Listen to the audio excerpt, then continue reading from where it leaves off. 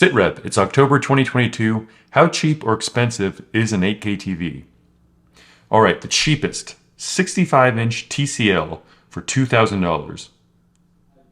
That's that's a really good deal. Wow.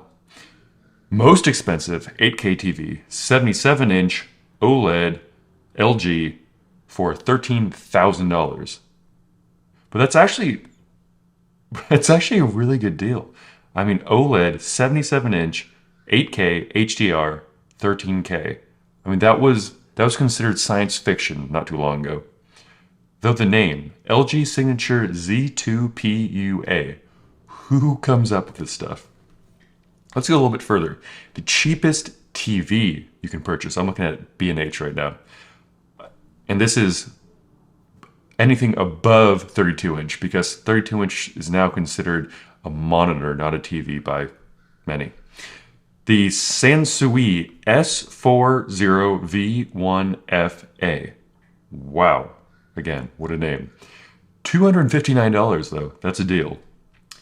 Most expensive TV in October 2022.